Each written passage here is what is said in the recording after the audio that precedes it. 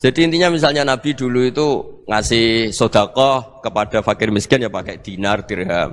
Ya kalau orang misalnya sedekah pakai rupiah ya sudah ikut sunnah Nabi. Jangan, lu Nabi pakai dinar loh, kamu kok pakai rupiah. Dulu dinarnya Nabi udah ada tulisannya Bank Indonesia, kamu kok ada tulisannya Bank.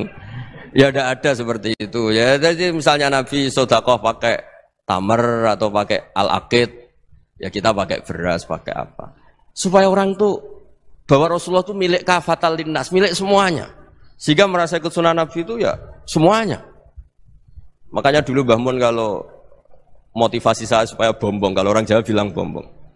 Wong Jawa mesti ono wong alim. Beliau menyontohkan pas itu Mbah Fadol, Senori, Mbah Ihsan Jambes. Itu bisa ngarang-ngarang kitab luar biasa. Padahal beliau bukan orang Arab. Imam Sibawai itu orang Persia, Imam Ghazali orang Tus itu juga ikut Persia.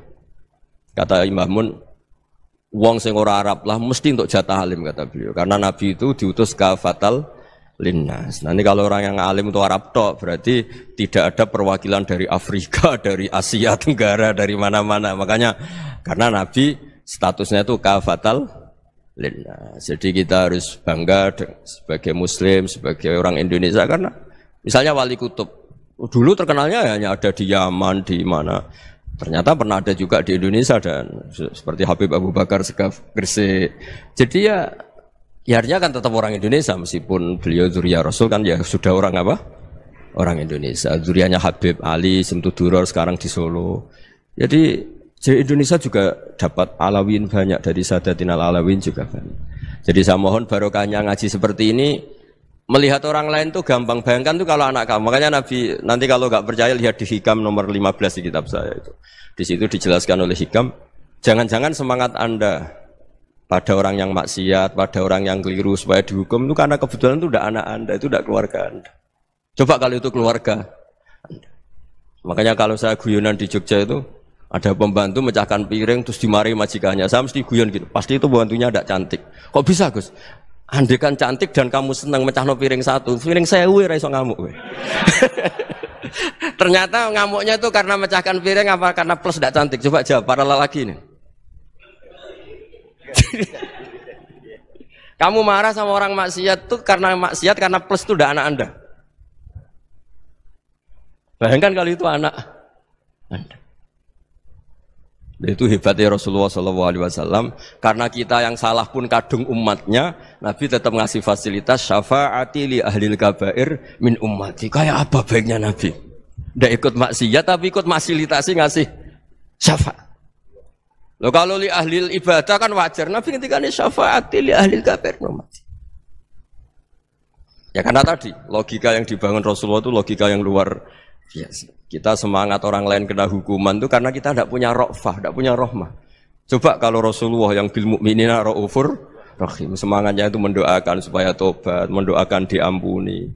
Dan itu juga yang diperintahkan oleh Allah Subhanahu wa taala, wastaghfir li dzambika walil mu'minina wal mu'minat. Ya semoga barokahnya ngaji ini, barokahnya Habib Ahmad, barokahnya Maulid Simtuduror, barokahnya semua kitab madaih, tiba berjanji semuanya, barokahnya Ikhya, barokahnya Said Muhammad, barokahnya guru kita semua, Mbah Maimun, bapak saya.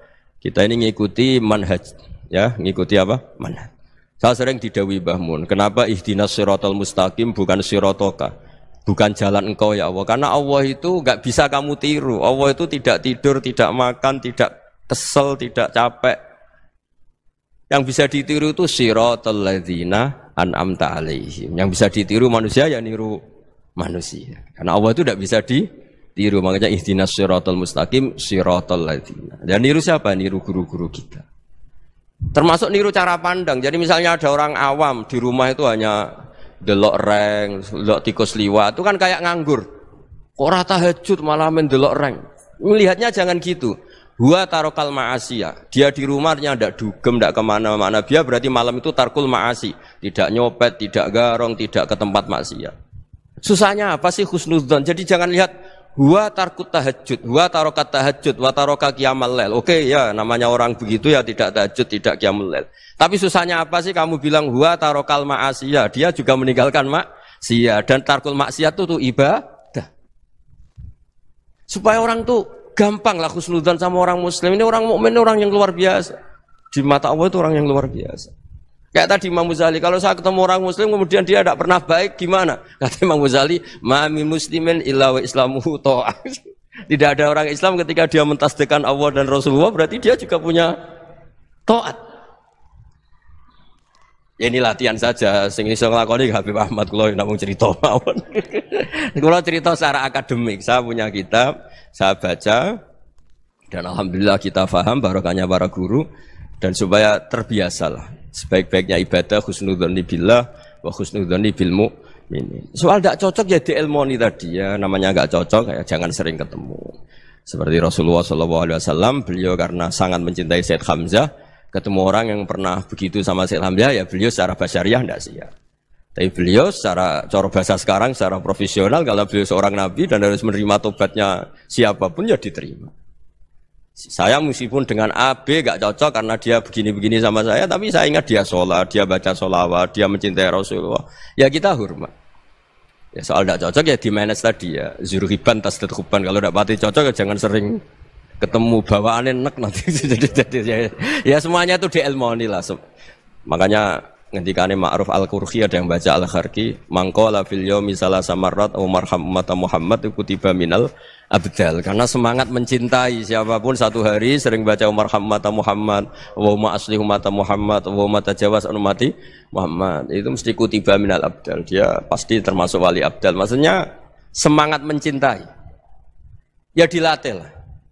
Misalnya Indonesia Power atau PLN, andai kan tidak ada PLN itu kayak apa? Orang nggak bisa ngaji, tidak bisa aktivitas, ya barokahnya ada PLN, barokahnya jasanya. Kita sadar, tidak semua kebaikan kita ini memenuhi keinginan orang banyak. Gitu. Orang banyak ingin listrik, ingin saluran apa, dan itu kadang yang mewujudkan orang lain atau kelompok lain. Ya karena itu manfaat ke orang lain ya kita doakan. Karena khairun nas anfa'uhum linnas. Sehingga kita terbiasalah ngakui orang lain. Seperti semangatnya Rasulullah SAW, semuanya itu didoakan, semuanya diinginkan kebaikannya. Bahkan Nabi gak putus asa sampai di akhirat. Ketika Nabi lain sudah putus asa karena sudah akhirat, sampai dimintai syafaat semuanya bilang nafsi, nafsi. Karena merasa semuanya enggak punya nyali di depan Allah. Karena ini sudah akhirat, sudah finish. Tapi apa Rasulullah? Analah. Ya udah, saya sanggup mensyafaati kalian. Terus kata Nabi, fa'atiyal arsya. Saya mendatangi aras, fa'akhiru lahu sajidan, saya sujud. Wa ahmaduhu bimahamida allamaniha rabbi. Kemudian saya tetap muji Allah dengan pujian yang terus menerus. Padahal sudah di akhirat, sudah finish. Nabi dimintai syafaat masih sanggup. Karena Nabi tahu, akhirat tidak bisa mendikte Allah. Tidak bisa Allah terus bilang, ya Allah ini akhirat, engkau sudah tidak boleh mensyafaat. Tidak bisa. Allah tidak bisa diganggu akhirat. Allah tidak boleh dibatalkan rahmannya oleh akhirat. Allah tetap rahman rahim abadal abad. Dan Nabi tahu itu. Makanya kata para ulama, fa Muhammadun ahmadu min ghairihi. Jadi Nabi Muhammad namanya dua, yang terkenal. Sebenarnya banyak yang terkenal dua, Muhammad sama Ahmad. Ketika Nabi punya nyali memuji Allah di akhirat atau sudah di akhirat, itu fa Muhammadun ahmadu min ghairihi. Ketika Nabi lain sudah tidak punya nyali muji Allah karena sudah akhirat, Nabi Muhammad tetap berani muji Allah di saat seperti itu. Makanya ahmadu di situ kata ulama itu af'al tafdil, fa Muhammadun ahmadu min ghairihi. Kanjeng Nabi lebih memuji Allah di saat yang Nabi lain sudah tidak punya nyali untuk muji Allah di saat itu. Makanya kata Nabi fa akhiru lahu sajidan wa ahmadhu bimahamida allamaniha rabbi. Akhirnya setelah lama gitu terus Allah ngendikan ya Muhammad irfa' ra'sak wasal tu'tah wasfa' tusyaffa. Sudah Muhammad, angkat kepala kamu minta apa saat turutin, dan kalau kamu ingin mensyafaati umatmu saya beri hak napa? Syafaat.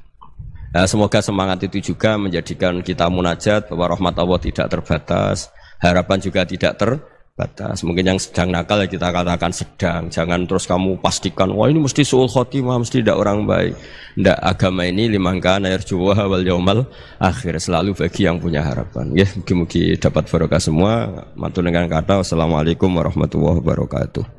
Dalam konteks Indonesia, muhasabah itu sudah jadi perilaku ya.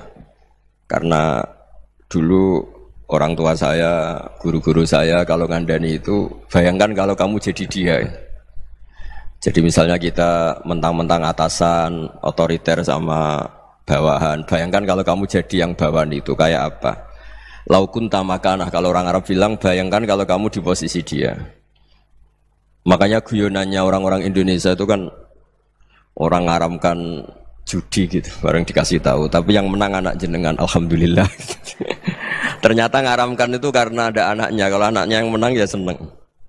Meskipun itu guyonan, tapi saya punya padanan itu dalam kitab Hikam. Nabi Ibrahim itu Khalilur Rahman, tentu bencinya minta ampun sama yang namanya maksiat. Suatu saat beliau diterbangkan di alam malakut. Itu kalau di Hikam saya halaman 15 juga. Saya masih ingat betul. Mungkin kalau Anda beda halaman karena beda cetakan. Atau enggak punya kitabnya. Atau punya tapi tidak bisa baca. Nah itu jadi berbagai kemungkinan. Atau punya tidak bisa baca tapi dianggap jimat. Atau digo pencitraan, banyak itu kaji-kaji tidak bisa baca kitab tapi di ruang tamunya kitabnya besar-besar. Pencitraan itu, tapi ya bagus lah, nggak apa-apa untuk syiar.